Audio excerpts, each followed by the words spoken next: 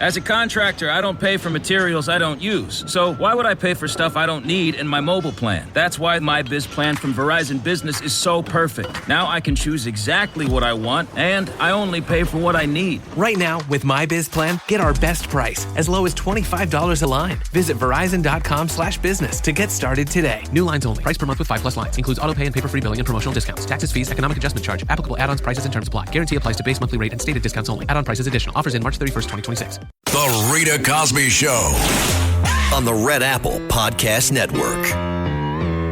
Breaking news.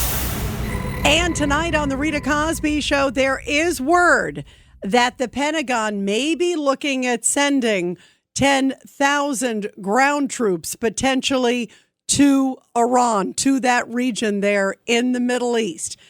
Just a report out there, but it looks like there could be a whole bunch of ground troops that could be coming in to maybe fortify whatever plan is to take place.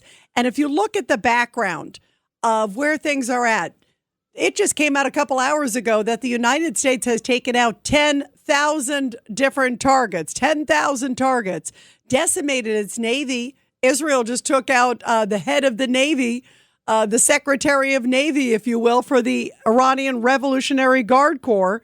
And when you have that, it means there is nothing left, basically. But they are still not submitting. And I contend it's because they're fanatics. These people are diehards. So earlier today, we spoke with General Keith Kellogg on Katz and Cosby. I wanted to play this for you because Keith Kellogg, of course, was the former special envoy, knows President Trump super well, has been a military leader for a long, long time. He is a warrior. And this is what he first had to say.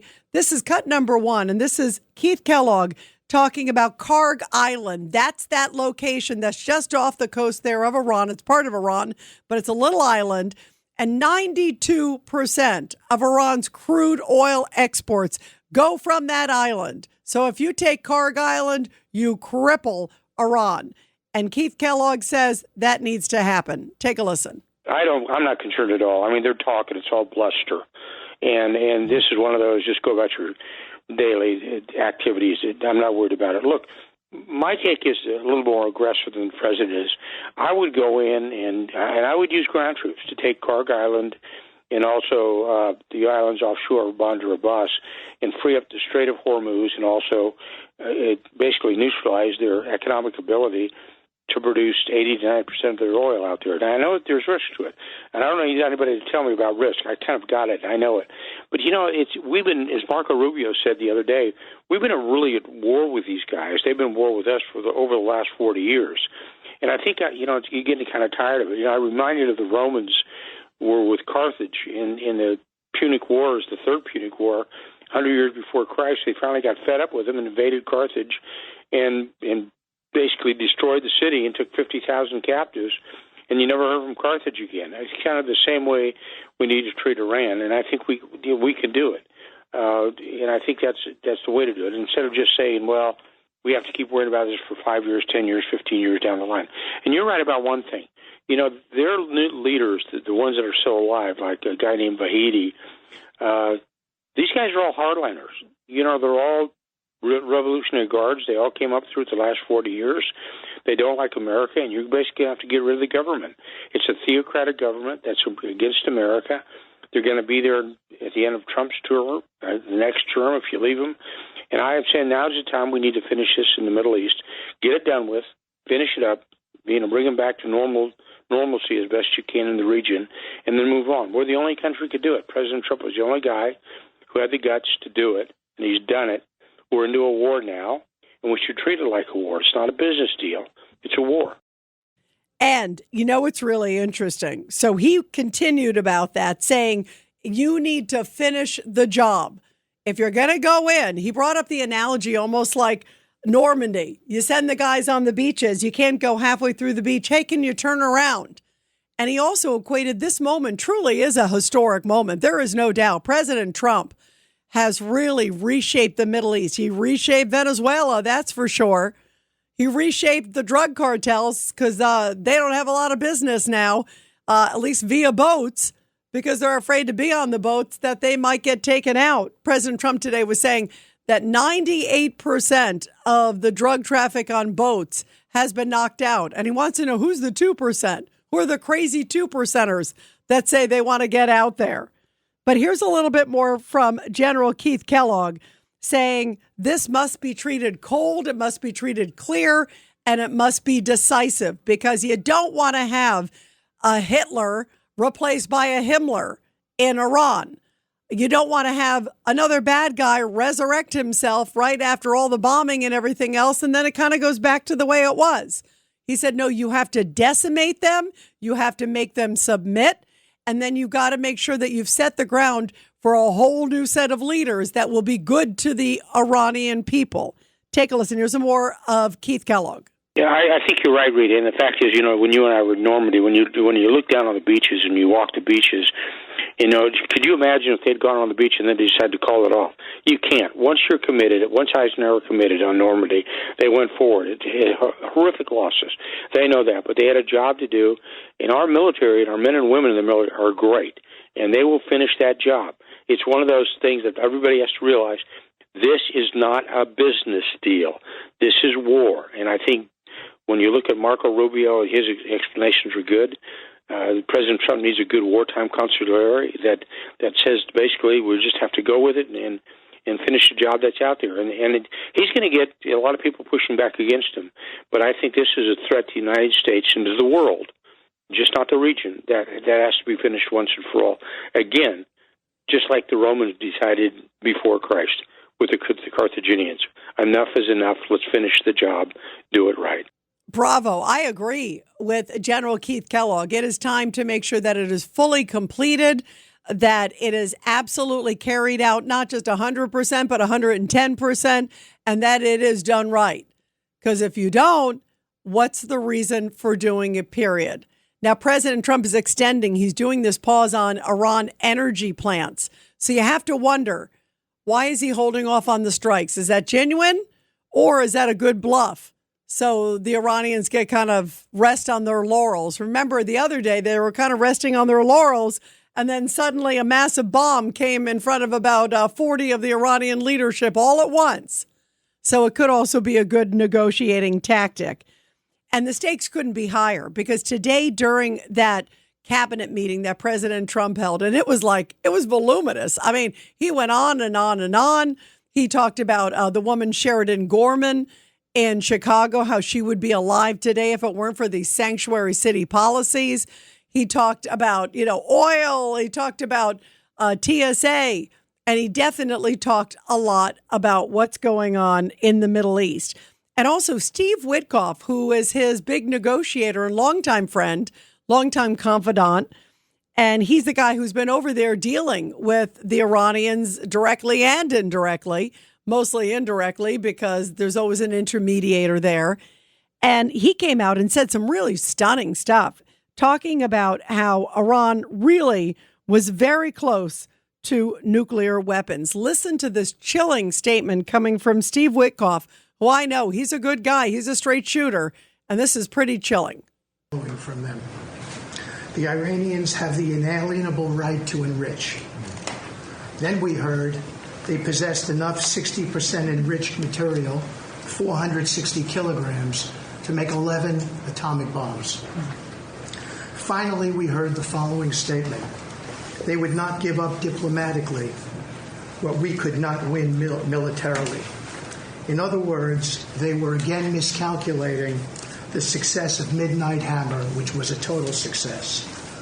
These are incontrovertible signs, among many other signs, sir, that their regime had not given their negotiating team authority to make a deal required by you. We can that they had enough enriched uranium to make 11 nuclear weapons. If that doesn't send chills down your spine, 11 nuclear weapons, think about the damage one could do with a rogue regime like this. You know darn well they would use it. Look what they're doing with the ballistic missiles. They did the one at Diego Garcia.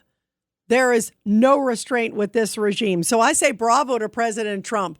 And it's a disgrace that so many people in the media and on the Democratic side seem to be pushing for a lack of success. What, they would rather have a rogue regime stay there in Iran? So that would make them happy? And I'm really glad today, one of the other big highlights in that meeting was Pete Hegseth. I want to play this. This is cut 14. And this is Pete Hegseth because he took it to the media. Remember, the media is in the room there in the White House, and President Trump has everybody around him.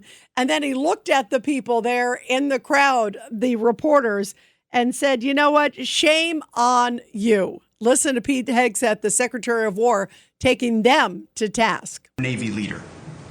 Now that here's the thing about the media, though. If President Trump had not acted, you'd be screaming, why not? And now that he has taken decisive action, you're asking, well, why did you? It's the same old tired playbook, TDS in your DNA. But the hardworking, God-fearing, patriotic Americans out there know better. And you alluded to this, President Obama, Mr. President. Here's a fact that you don't hear on your networks, but we know. Many of the Iranian military factories and bases that we're systematically destroying were paid for by the pallets of American cash that Barack Obama flew into Tehran. I love that. There's like no nonsense there. It's like, okay, he funded the regime and we're trying to dismantle it. And what's wrong with you in the media that you don't just wake up? 1-800-848-9222, 1-800-848-9222. And you are listening to The Rita Cosby Show. I believe President Trump has to take it all the way. And I hope that he doesn't get out too soon. I hope he's not like pressured to back off. None of that should happen. Let's go to Joaquin in Pennsylvania, line 1. Go ahead, Joaquin. Your thoughts tonight. Oh, good evening, Rita. I actually had quite a few thoughts tonight, but I actually do want to comment on one thing, though, that I've been thinking about as far as Iran goes and these power plants. I think that Trump is making a smart move waiting 10 days on this. Honestly, if I was in charge, I would not be bombing their power plants for one simple reason. You don't want to turn the people against us, because if you bomb the power plants, you're going to create all kinds of problems for the Iranian people themselves. They're going to be the ones who feel the brunt of it and feel the punishment of it. And unfortunately, that could turn them against us. And that would not be a good thing. What's your thought on that? Yeah, you know what? I also don't like them being without power. You know, I don't like the premise of them being without power. I think they would understand it just because it's pretty crystal clear what's going on here. It's like, okay, USA good, Trump good, the Iranian regime bad. And if it means, dealing with a little bit of lack of power or lack of this, it's not going to be pretty. But I think they also need to do something to punish the regime. That's the problem. My concern is, you don't want the people of Iran to suffer more than they already are. That's one. And two, the other issue is I'm not sure if I like the idea of a 10-day pause, because it makes me wonder, what is Iran going to do? Say it's a real 10-day pause, and we're not sure, right? It could just be, who knows? It could just be a ruse.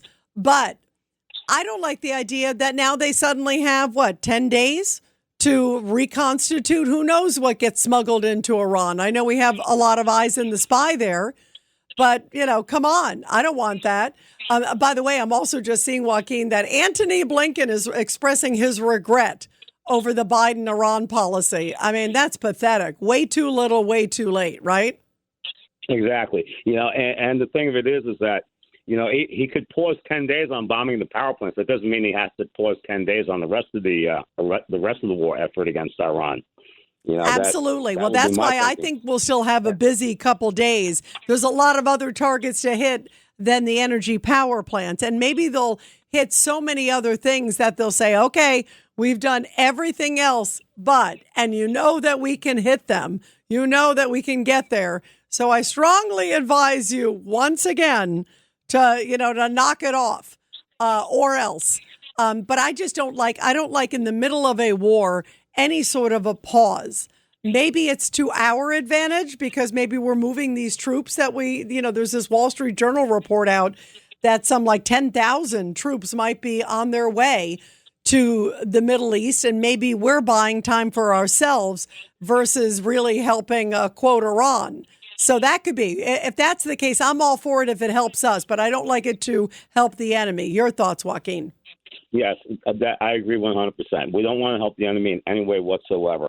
And but, the other thing, too, is as far as this whole thing with the TSA goes, unfortunately, the Democrats are doing this deliberately because they want to create disruption in our society, just like allowing all these criminals, to run rampant and releasing some guy that raped a 5-year-old child after 6 months served.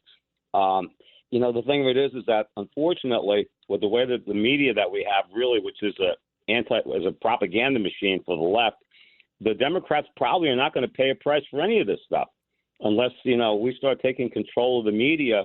We're going to have some problems as far as that goes. And believe me, it's a sad thing that the Democrats are not going to pay the price for these anti-American activities that they have going on. Well, and by the way, they may, Joaquin, but you are absolutely right that indeed the Republicans need to be a lot more outspoken. They should have signs saying this is a Democrat shutdown. They own it. Great points, Joaquin. They need to get out there and put it out there. They can't assume the public understands what happened because there's a lot of hogwash coming from the Democrats regarding this. 1-800-848-9222. And everybody, we will continue after the break. The Rita Cosby Show on the Red Apple Podcast Network.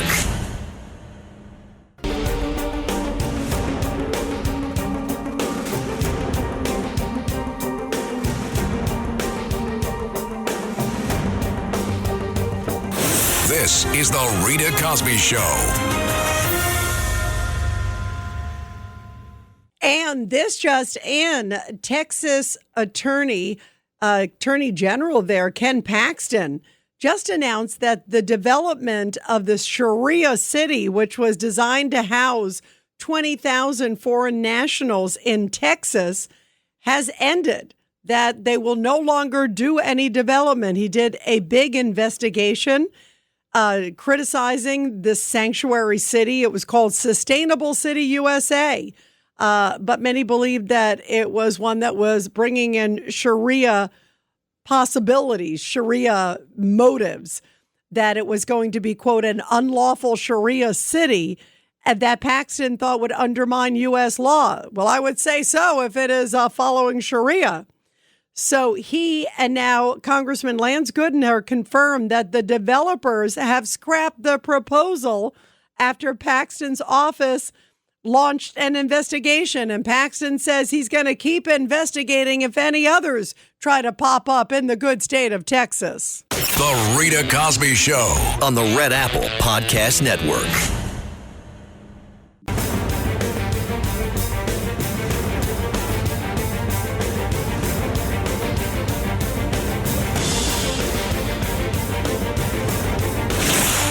Rita Cosby is on.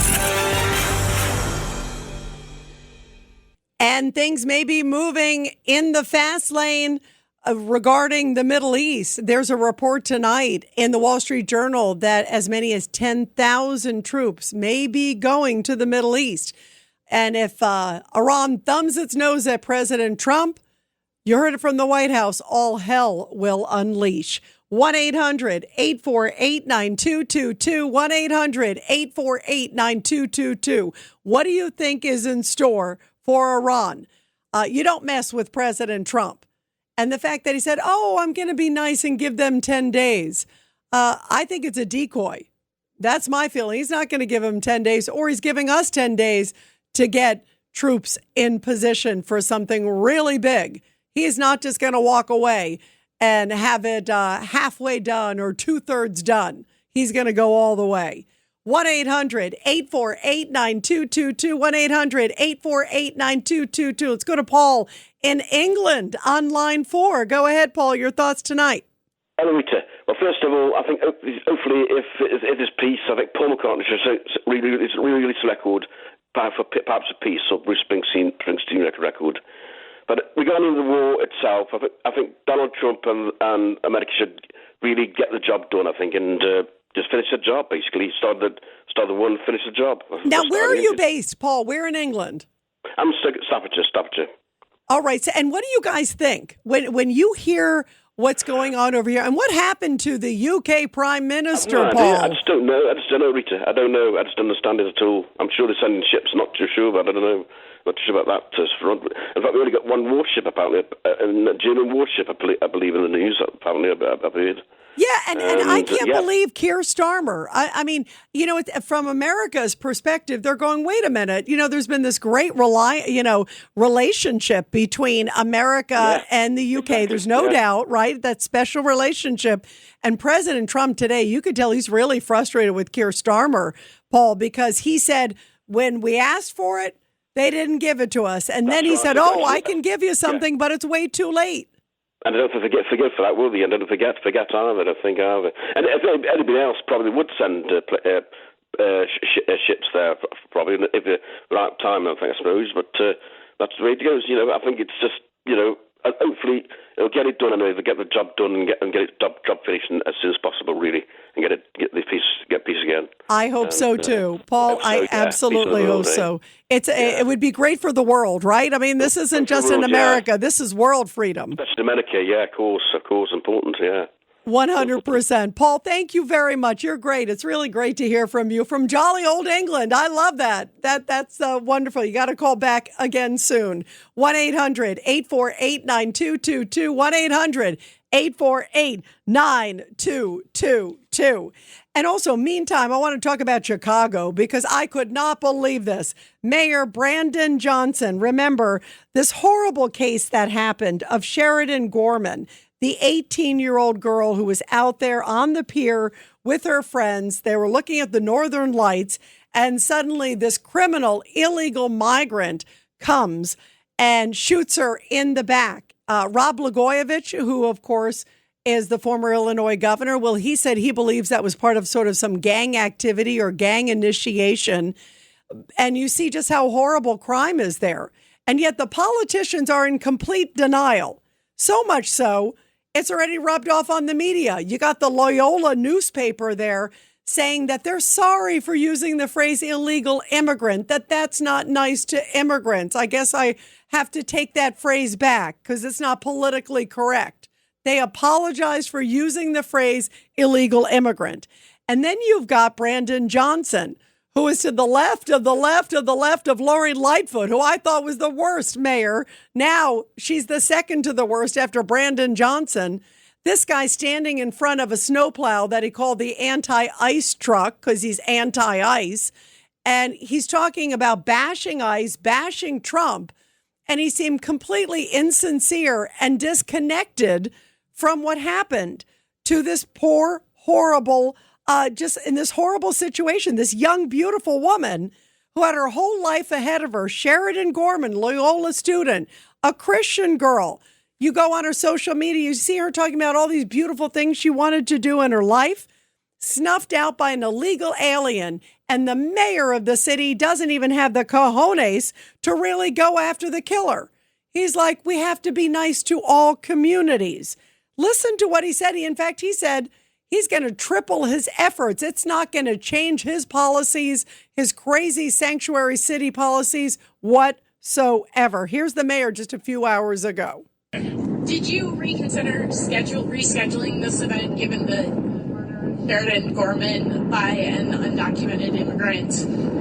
Well, look, as I've said before, my condolences to the family of Sheridan. This is a terrible tragedy. And what I've said from the very beginning, I'm going to continue to use every single tool that's available to me to protect the residents of the city of Chicago.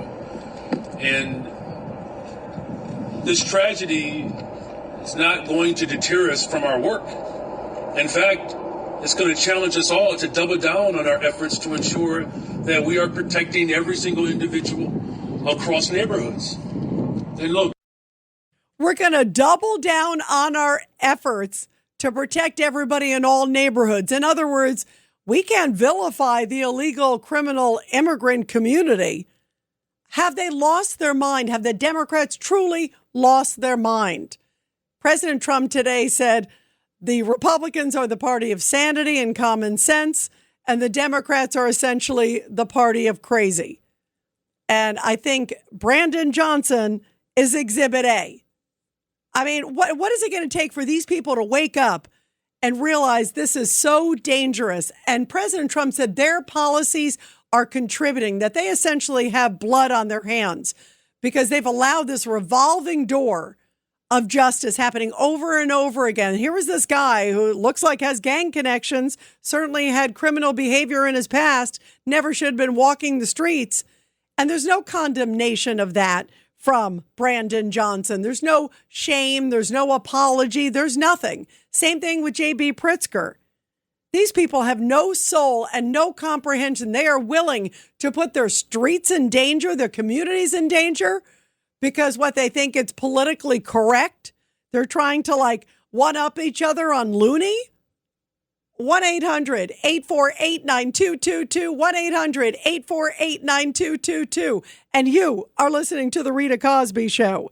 Well, here is Sheridan Gorman's family, because they came out and they were very, very disgusted by what Mayor Johnson and also the governor had to say. Here's a Fox report talking about the family's response. How the Gorman family is responding, saying this about Governor Pritzker. We appreciate that he is now 5 days after our daughter Sheridan's murder, that he has finally spoken publicly about Sheridan.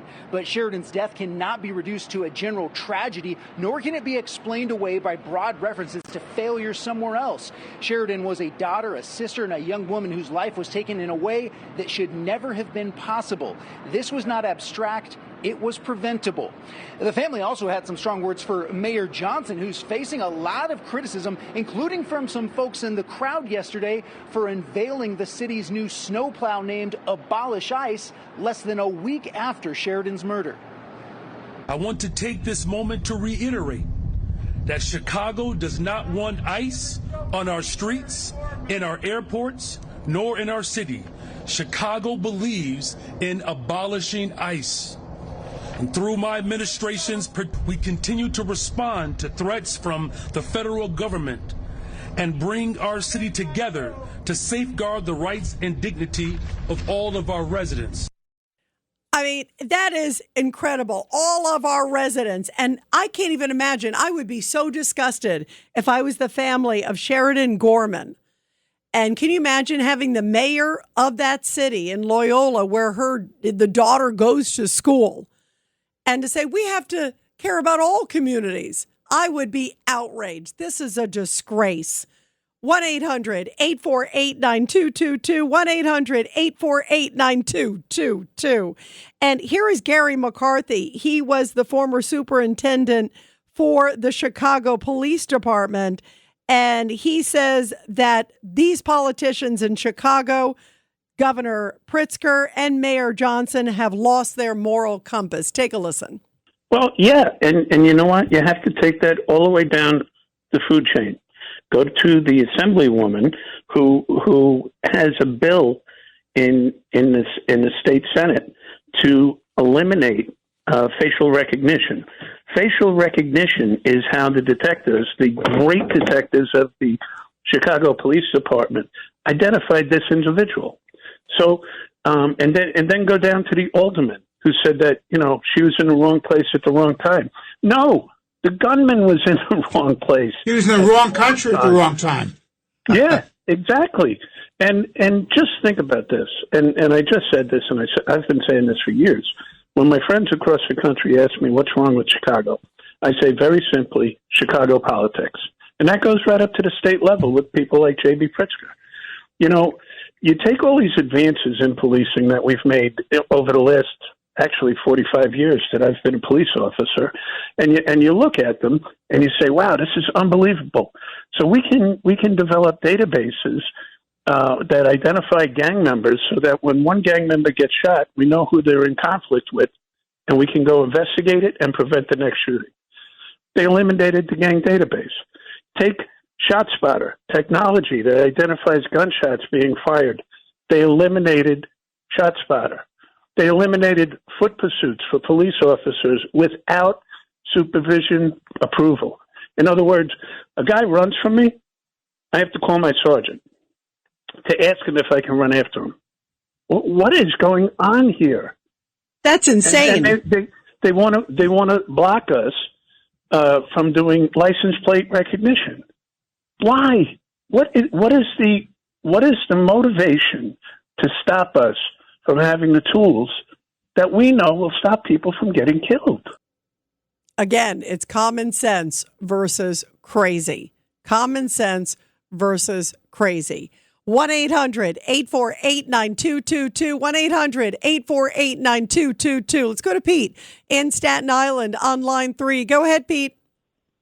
Hi, Rita. Donald Trump, in all the years that he's been in office and that I know him, has never failed on a promise. Now, the promise to pay these workers at the airport, I know he's going to come in. He's going to come through it like he does on every one of his promises. No doubt. I think it's going to happen within hours. He's not going to want to have it go through the weekend, I don't think. Do you?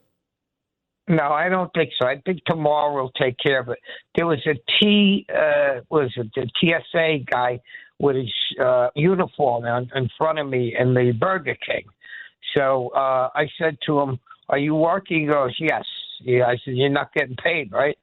So he had his family there. So I told the girl, I says, whatever he orders, put it on my card. I had my American Express card. So I love that. So you treated him.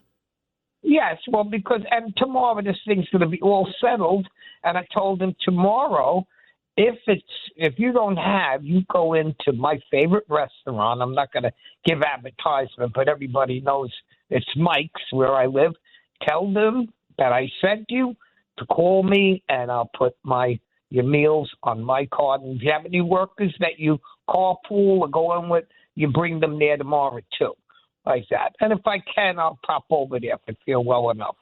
But I'm not saying, and right after I did that, some guys got up, they're bikers that I know, and they all went over and they were all telling them, you need anything else? And they were buying food, bringing over the Happy Meal toys or whatever they have for the kids, and it brought a lot of joy. I love that, Pete. You are such a good guy. I'm telling you, what a beautiful thing to bring that kind of happiness and joy to the TSA folks, and also hopefully set a standard for so many other people too.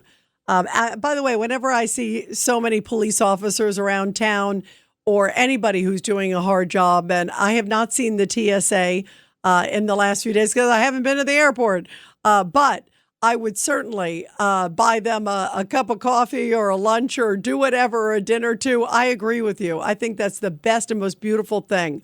And one of the callers earlier was talking about what happened at the airport. I think it's so beautiful to see this ICE officer who came running to help the 1-year-old boy who was choking, came in line, helped the boy, comforted the father, saved the boy. He was choking and turning blue. And then they were able to go on their way and make their flight. I mean, that's what law enforcement does. And I hope everybody sees that video, because it's really amazing to see this ICE agent just running over and helping this child. That's not what they're supposed to do, but he obviously was well trained and saw a child and family in crisis. So the fact that you're giving back and doing that, Pete, you are such a good guy. And how beautiful that you're inspiring all of us. And big hugs to you and Renee, Pete. Thank you very, very much. Everybody, we're going to continue with your calls. What do you think is going to happen now? Hopefully the TSA agents get paid as early as tomorrow, and hopefully it means that things get moving. It's going to take a few days, but hopefully it means that things can at least get moving at the airport. But the Department of Homeland Security is still not funded. That's what Nicole Maliotakis was still saying. Even if TSA does, it's not done yet. So what are the Democrats going to do now? 1-800-848-9222. 1-800-848-9222. But first, support our heroes. The Rita Cosby Show presents Support Our Heroes. And this is the Tunnel to Towers Foundation Support Our Heroes segment with a very powerful story from Charleston, South Carolina, where U.S. Army Vietnam War veteran Captain Lloyd Ray of Company D, 2nd Battalion, 5th Cavalry, was awarded a Silver Star Medal, our military's third highest combat decoration, awarded for heroism and exceptional gallantry in action against the enemy.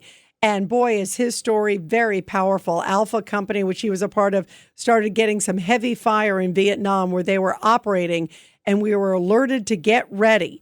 He says moving constantly, facing enemy fire they couldn't see, pitch dark. By then, you could not see your hand in front of your face. The noise and the machine gun fire, everybody went down. You had to go down. You had to lay flat down. We had no real cover. We just had to lay flat. With his men pinned down and nearly out of ammunition, he called in artillery. He knew it was the only way to save them. From evacuating the wounded to holding their ground, they were not defeated. The adrenaline pumps, he says, and basically you do what you were trained to do. He ended up saving so many people that day. And for his actions during the height of the war, Ray was awarded the Silver Star. But if you ask him what it meant, he said, you know what? I was only one man. We had 119 that really deserve this. What a powerful, powerful story. And everybody support America's military and first responder heroes. All it takes is just $11 a month to do that. Donate $11 a month to the incredible Tunnel to Towers Foundation. They are the absolute best. They help our heroes and also their families. Be sure to check out Tunnel to Towers Foundation at T2T.org. That's T, the number 2, T.org. The Rita Cosby Show on the Red Apple Podcast Network.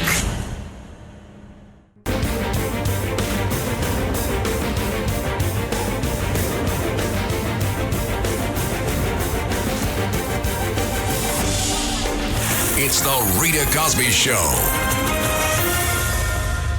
And let's see what happens tomorrow. Another day in Trump world. Trump saying today that one day is an eternity under President Trump. And everybody in the cabinet room was nodding, going, yeah, we know what you mean. That it is a whirlwind, especially when it comes to President Trump. The other word we're also hearing is that on Saturday, there's going to be more of these No Kings protests. No Kings protests? What are they talking about? Gavin Newsom just came out the other day and said that Trump is temporary. You don't have to worry about it. Nothing to worry about there. He's only going to be around for a little bit. So he can't be a king. If you're a king, you can't be temporary. And James Carville, in his ludicrous nature, I think he's gone bonkers. James Carville came out recently and was also saying that he thinks Trump is going to resign before this term is over. What poll is he looking at? He's clearly not polling the American public. But when I see these No Kings rallies that are going to take place over the weekend, why were they not out there protesting for the Iranian people that were being slaughtered by the regime? For some reason, they couldn't get out on the streets on that, but they can get out and go after Trump derangement again. Thanks for listening to The Rita Cosby Show. You can hear The Rita Cosby Show weeknights at 10 on 77 WABC. If you like the podcast, share it with your friends and listen anytime at WABCRadio.com and download the WABC Radio app. Hit that subscribe button on all major podcast platforms. Plus, follow WABC on social on Instagram, TikTok, Facebook, and X. See you next time for a new episode so you never have to wonder. What the heck is going on here? How many discounts does USAA Auto Insurance offer? Too many to say here. Multi-vehicle discount, safe driver discount, new vehicle discount, storage discount, legacy. How many discounts will you stack up? Tap the banner or visit USAA.com/auto discounts. Restrictions apply. It's tax season, and at LifeLock, we know you're tired of numbers. But here's a big one you need to hear. Billions. That's the amount of money in refunds the IRS has flagged for possible identity fraud. Now here's another big number, 100 million. That's how many data points LifeLock monitors every second. If your identity is stolen, we'll fix it guaranteed. One last big number, save up to 40% your first year. Visit LifeLock.com/podcast for the threats you can't control. Terms apply.